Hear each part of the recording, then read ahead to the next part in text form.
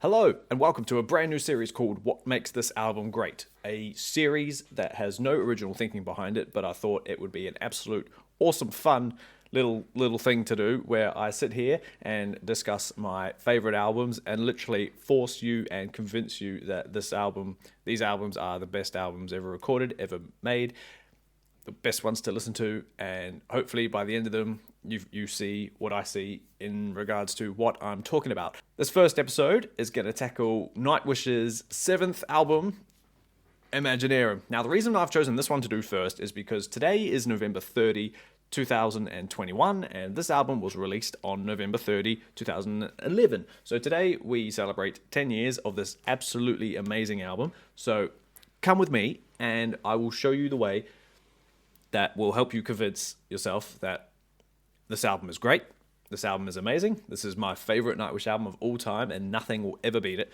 So I thought, what a better way to start this series with what makes this album great with Nightwish's Imaginaerum. Let's go. Cool, so yeah, Imaginaerum. What makes this album great? Wow, let me tell you. But first, let's have a little bit of a backstory.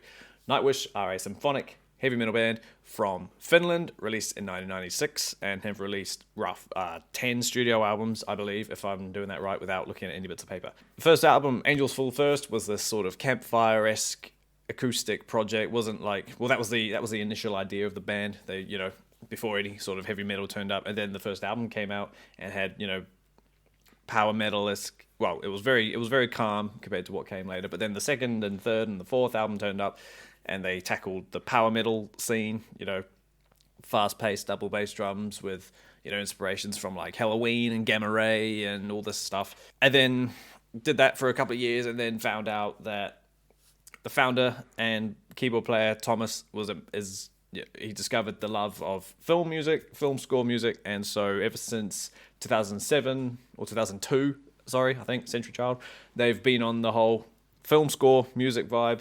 And Human Nature went a bit tribal. We won't talk about that. This album is centered purely around film score music, and we're just going to tackle, basically, we're going to break the album up into sections. Obviously, I've got the vinyl here, so I'll just break it up into sides, and we'll just go track by track as to, what it's like, what the songs are like, how good it is, what they mean, what it means to me, and hopefully you can get some sort of input out of it to be like, yeah, okay, cool, I'll go listen to it. Or, you're actually right. That album is pretty cool. So, yeah, let us begin the track listings. Okay, yeah, so cool. Like I said, we're celebrating 10 years of this album today. So, it was released on November 30, 2011 through Nuclear Blast in Europe and through the rest of the world and Roadrunner Records. I bought that from Nuclear Blast online, and yeah, so cool. Better album, better background, we'll call it background. So Imaginaerum is a concept album that literally is, I don't know what it's like actually inspired by, but like there are just some definitive things on this record where it's just like it's the most typical Nightwish album you could ask for. You've got the first song, I don't know how you say it, Taikatalvi, whatever that means, I'm not sure. But it starts as this beautiful little snowflake-like music box, innocent child thing. And it's not in English, obviously. Taikatalvi is, I don't know what that means. Maybe I should have looked it up before I started recording, but doesn't matter. And it's just real peaceful, and you think, all right, cool. It's sort of like, think of the opener to a movie, Not a bombastic film, but anyway, yeah. Once you get through Taikatalvi, you then tackle the most iconic, definitive Nightwish song of all time, and that is Storytime.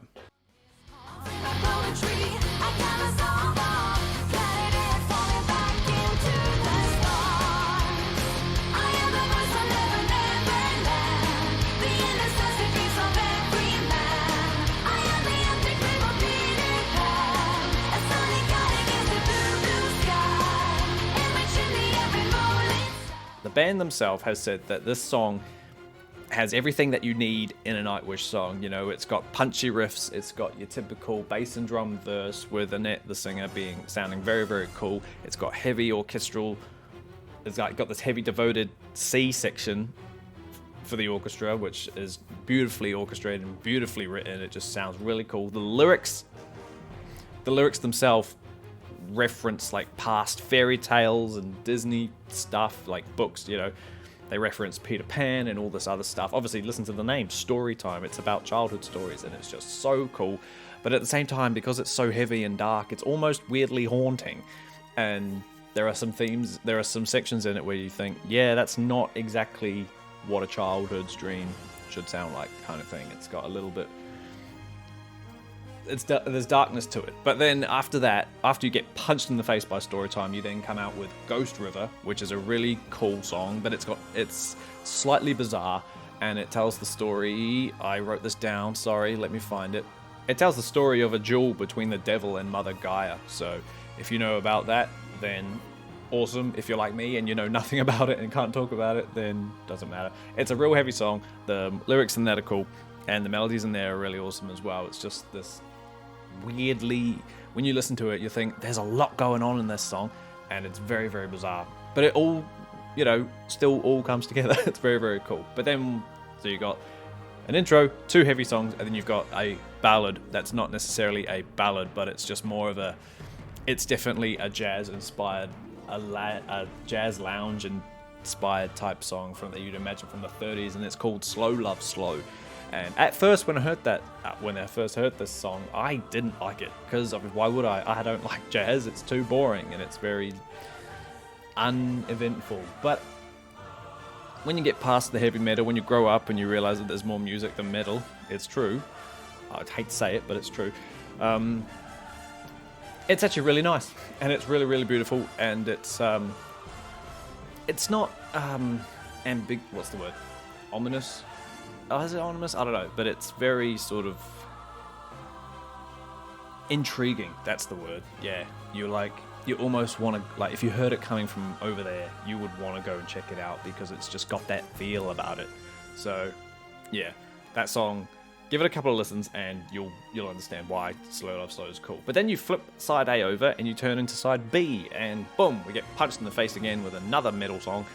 A very folky metal song this time, and this song is called I Want My Tears Back, and it's just really, really cool. It's just this sort of like second part to Storytime, not in terms of lyrics or continuation like that, but just the whole generic Nightwishy kind of song. Like, you know, again, punchy chorus, very singable chorus, and very singable verses, and it's got flutes in it, which make it that folky kind of style, and it's just all over the place, and it's just really, really cool. Vocally, it's cool. Lyrically, it's very clever, and it's just awesome. It's just really, really cool. And then the album takes a bit of a turn where, like, I Want My Tears Back was pretty much a single, even though it was never released as a single. The next song that comes after, Scare Tale, is pretty much the complete opposite. This song is about childhood nightmares. Storytime's about the joys of childhood. This song's about the fears of it. If you read the lyrics, they're quite scary and full of just dark sort of childhood scary things. Burning farms, we all know the infamous squealing pigs line, yeah, you know. And it's just it was inspired by Disney's Grimming Ghosts, and which is really cool as well, by the way. But yeah, it's very heavy, it's very fast, and it's very orchestrated. Obviously, it's Nightwish, but there's something about the orchestral intro from that song where everything's just happening, well, not happening at once, but the build-up that it gives you before the entire band come in is just like, yes.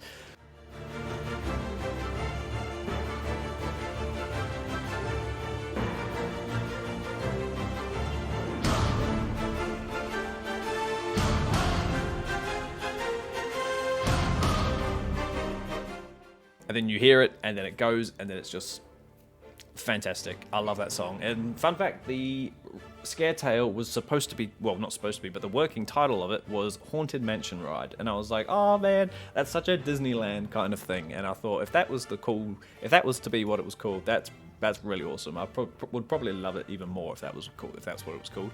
But then after Scare Tale, we then get into Arabesque, I think is how you say it, Arabesque, which is a full-blown orchestral instrumental song, and that is more of a hypnotic kind of trance-like song where I would say not a lot goes on, but instrument-wise, yes, there is a lot going on, but it's just very sort of...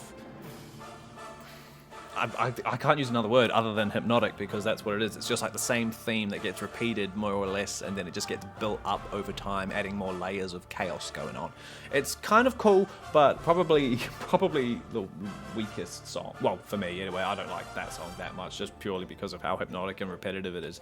But then the next song that comes after is completely flipped over, and it's a calm, beautiful, folky, Celtic acoustic song called Turn Loose Mermaids. It's got flutes in it, and it's so calming, and it's so nice. It's sang beautifully, and it's just really cool. It's a sad, melancholic song, and just, yeah.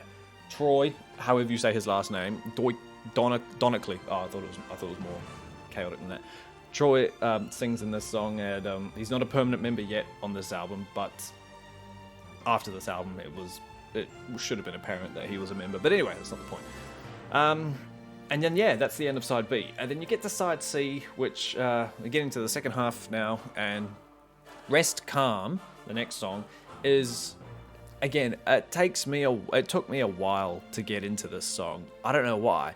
It's a cool song, and if I've left it on without skipping it, I'm singing away, and the ending is cool. But it's one of the heavier songs. It's almost doomy.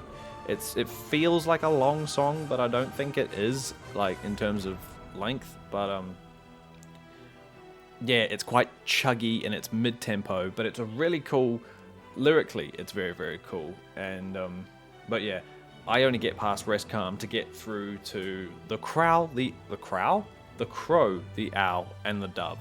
This song, again, a bit like the Mermaid song, is another acoustic, beautiful sort of song, and just so nice.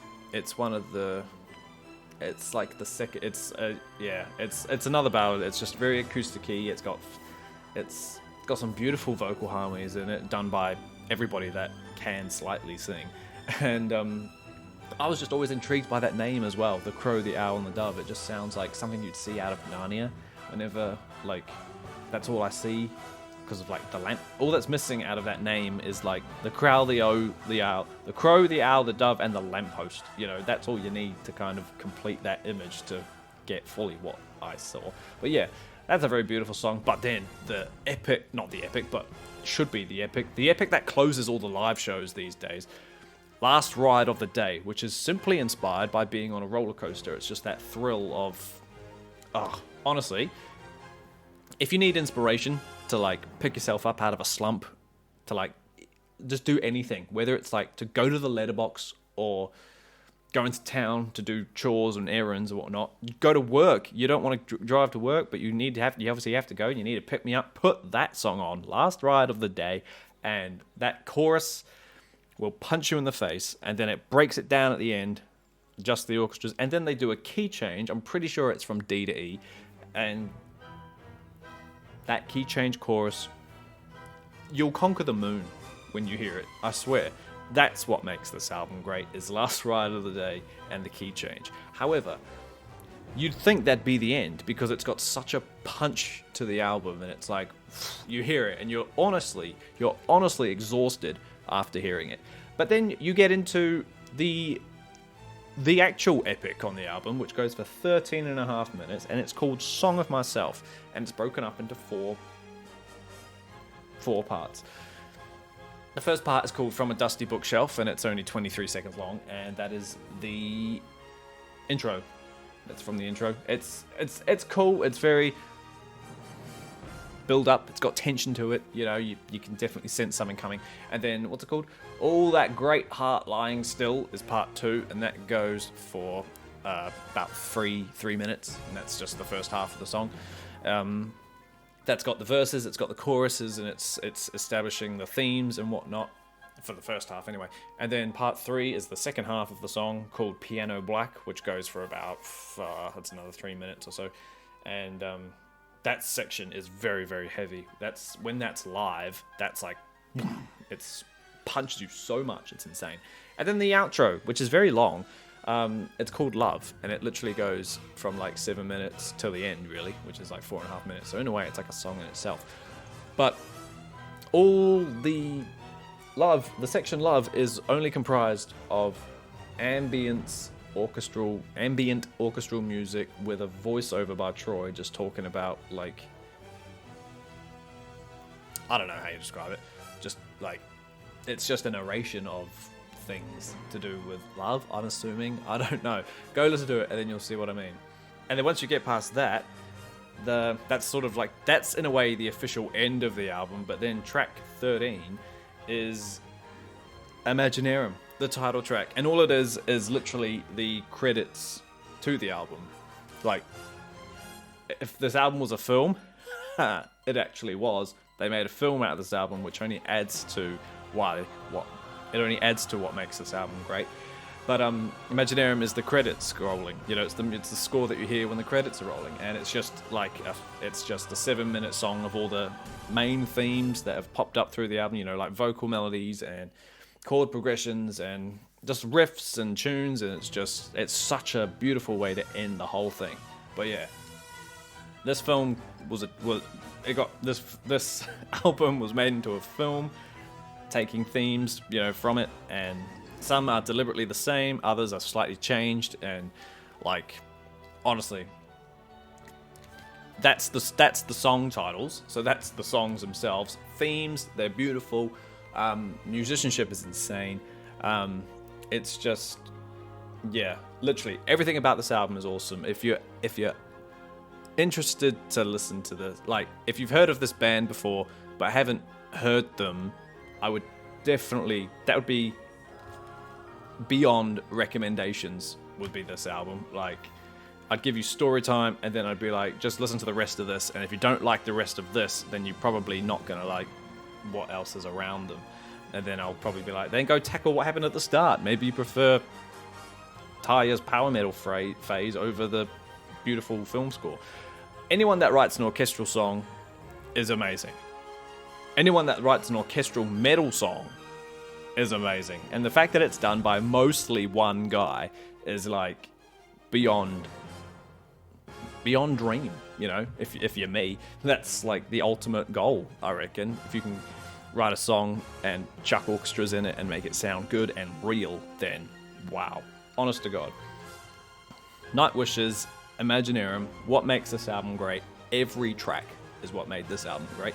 And because it's the anniversary, I'm going to have to go chuck it on now and have a good session with it. So until then, yeah, I would highly recommend that. This is probably easily a 12 out of 10 on a rating scale. But yeah, I'm going to do more of these. I've got a couple in my head lined up. And if you go through my videos, my past videos, you could probably figure out who's going to come up sooner rather than later. But until then, yeah, hang out and keep an eye out for the next video. And until then, I will see you all again soon. Booyah.